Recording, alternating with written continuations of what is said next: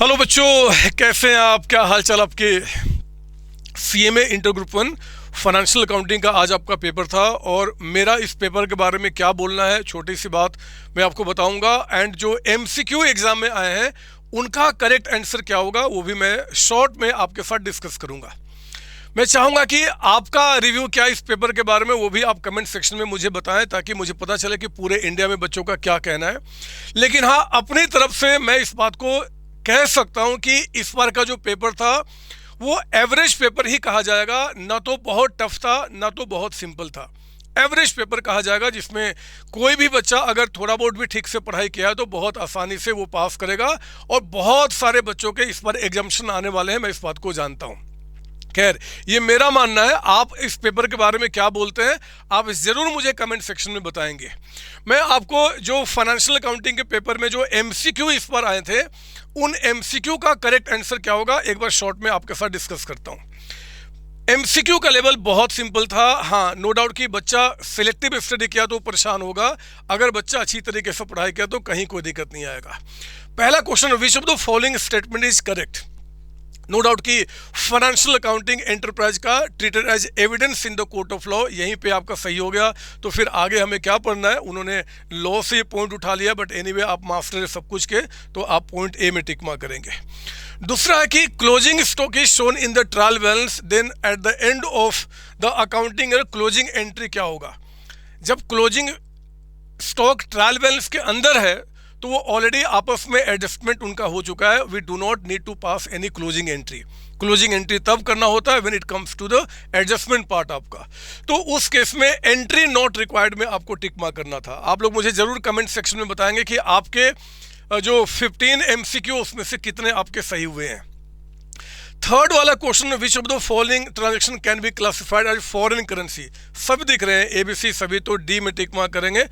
आपका all of the above, ये तो बहुत सिंपल क्वेश्चन उन्होंने पूछा है। मैं चाहता थोड़ा और टिपिकल क्वेश्चन बनाया, बट पता नहीं क्यों बदमाश ऐसा सिंपल बनाया। अकाउंटिंग कन्वेंशन इसमें से कौन सा नहीं है? बिजनेस एंटिटी, ये तीनों अकाउंटिंग कन्वेंशन में कवर होते हैं, आपने अच्छे से पढ़ाई किया होगा। Following information is given in the trial balance of Rupa dresses as on 31 March 2025। जब मैंने क्वेश्चन पढ़ा लगा कि अच्छा क्वेश्चन बनाएगा। मैं चाहता था कि वो बताए कि आपका प्रॉफिट लॉस अकाउंट में कितना डेबिट होगा, लेकिन उन्होंने बहुत सिंपल क्वेश्चन पूछा है। वो पूछते हैं कि बताओ प्रोविजन आपका जो बैलेंस शीट में दिखाया जाएगा वो कितना होगा? तो बैलेंस शीट में प्रोविजन क्या होगा? डेटर्स आपके 2 लाख हैं। इसके बाद कहता है कि फर्दर बैडर्स आपका 1800 हो गया। तो 1800 इसको माइनस करने के बाद जितना अमाउंट आएगा उस पर हम क्या करेंगे जी, 5% बना लेंगे। वो आई थिंक 9910 आ रहा है, तो आपका हो गया। ये तो बहुत सिंपल क्वेश्चन था, मज़ा नहीं आया इसके अंदर में। इतने सिंपल क्वेश्चन आखिर क्यों? 6 क्वेश्चन बहुत सिंपल, सिंगल एंट्री सिस्टम। जब अगर आपने मेरे पेड स्टूडेंट्स होंगे तो पहला क्वेश्चन ऐसा ही हम लोगों ने किया हुआ है। कहता है कि कैपिटल एट द एंड आपका इतना है, इंट्रोड्यूस कहता है ड्यूरिंग द ईयर आपका 60, ड्रॉइंग 40, लॉस यहाँ पे ध्यान देना था आपका 120 का दिया हुआ है। तो एंड का कैपिटल कहता है कि यहाँ पे 80,000 आपका है, 80,000। 60,000 कहता है कि आपने साल के बीच में इंट्रोड्यूस किए हैं, प्लस किया। 40,000 कहता है कि आपने ड्राइंग्स किया है, ड्राइंग्स। एंड 1,20,000 का आपको लॉस हुआ है। तो बताओ ओपनिंग कैपिटल कितना है? ओपनिंग से क्लोजिंग आते समय जिसको प्लस किया था उसको हम क्या करेंगे, माइनस कर देंगे। जिसको माइनस किया था उनको प्लस कर देंगे। तो आपका आंसर आ जाएगा ए, यानी कि 6 का ए आंसर आपका होगा। ये भी बहुत सिंपल क्वेश्चन, बहुत simple question. Which of the following statement is true? Joint venture has a definite life. बस खत्म हो गया, आगे पढ़ने कोई मतलब ही नहीं बनता है ना। ये डेफिनेट मतलब कि लिमिटेड लाइफ होता है, ये हमेशा के लिए इंडेफिनिट पीरियड नहीं होता, गोइंग कंसर्न नहीं होता। तो 7th में ए में ही टिक मार्क कर लिए आप। 8th क्वेश्चन कहता है कि जनवरी 1, 2025 को गुड्स कॉस्टिंग 132, कंसाइनमेंट का क्वेश्चन है। मैं फटाफट इसका आंसर बता दूं क्योंकि मैं आपका टाइम वेस्ट नहीं करना चाहता। यहाँ पे आंसर होगा आपका डी। डी क्यों होगा बता देता हूँ। 132 का 3/4 बिक गया, यानी कि 1/4 बच गया। तो मुझे जरा बताओ कि 132 का 1/4 कितना निकल के आ गया आपका? ये आ गया 33,000। ये उसकी परचेज प्राइस हो गया।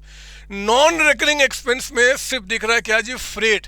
ये जो कन्फाइनी आपका पे क्या एस्टेब्लिशमेंट ये सब नहीं आता, आप ऑलरेडी रेगुलर क्लास में सब पढ़े हुए। तो आपका जो 4000 इन्होंने जो पे किया उसका 1/4 यानी कि 1000 आप वो ले लेंगे। बट क्वेश्चन ने कहा था कि इनवॉइस प्राइस पे बताइए, अगर आईपी पे बोलेगा तो कहता है कि जो गुड्स भेजा गया है 20% अबव कॉस्ट, तो 33,000 जो परचेज प्राइस है इसका 20% आप निकालिए, क्योंकि कॉस्ट पे दे रहा है 6600 के अमाउंट को आप ऐड कीजिए, टोटल कितना हो जाएगा, ये आपका आ जाएगा 40,600 का अमाउंट। तो 8 का पॉइंट नंबर आपका डी निकल के आ गया। 9th में कहता है कि बिल्स ऑफ एक्सचेंज का क्वेश्चन आपका है, 20,000 का बिल है, 100 रुपए नोटिंग चार्ज, तो टोटल अब कर्ज आपका 20,100 का हो चुका है। 12% इंटरेस्ट इसमें ऐड करना 3 मंथ्स का आपका, तो इसका 3 मंथ्स का जब अमाउंट 20,100 पे टोटल अमाउंट पे जब ऐड करोगे और बिल का अमाउंट देखोगे तो 2703 आपका निकल के आ जाएगा, है ना। Which of the following statement is not true relating to AS10 no recognition criteria. कैसी बात कहते हो, एस की शुरुआती रिकॉग्निशन क्राइटेरिया के साथ आपकी हुई है, तो आपका नॉट ट्रू में बी हो गया, बाकी सब कुछ आपका ठीक है। फिर आज आप यहाँ पे कहता है कि 11th में BC entered into joint venture for export, ये तो बकवास क्वेश्चन था।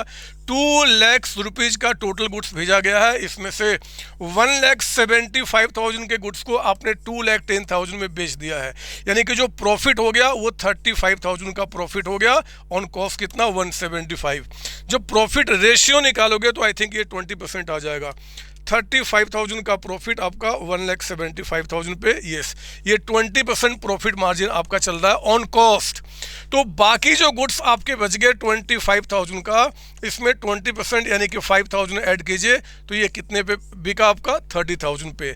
सेम जीपी रेशियो कह रहा है, रिमेनिंग लेके गया, तो बताओ गुड्स कितने पे लेके जाएंगे 30,000 पे, यानी कि इसमें टिक मार्क कर लिया आपने। 12th क्वेश्चन पे आइए, विच of the following statement is true for independent branch incorporation of branch trial balance is required. ये ट्रू है, ये ट्रू है। अब मैं एक छोटी सी बात बताता हूँ, इंस्टीट्यूट को यहाँ पे एक बात समझना चाहिए था। ये जो पॉइंट नंबर बी है ना बच्चे, मरीन इंश्योरेंस पॉलिसी, मरीन के बारे में आपका जो स्टडी है वो CMA इंटर ग्रुप 2 के अंदर में बट कहते हैं is taken to cover claim for loss. हाँ, क्लेम फॉर लॉस के लिए पॉलिसी होता है, बट पता नहीं क्यों उन्होंने 2 ऑप्शन डाले, बट वो शायद चाहते होंगे कि भैया CMA इंटू ग्रुप 1 का बच्चा है तो अपने हिसाब से आंसर दे, तो C में आप क्या करेंगे, टिक मार्क करेंगे, ये ट्रू आपका है, ये ट्रू आपका है। कोई बच्चा अगर यहाँ पे क्या होगा तो उसको मार्क्स नहीं मिलेगा, है ना। खैर मैं अभी डिस्प्यूट्स में नहीं जाना चाहता, मैं बिल्कुल आपको आराम से बताना चाहता हूँ कि क्या आंसर आपको देना चाहिए।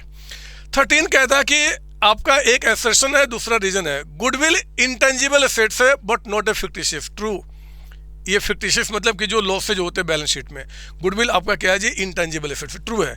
रीजन कहता है goodwill does not have physical existence, बिल्कुल सही बात है।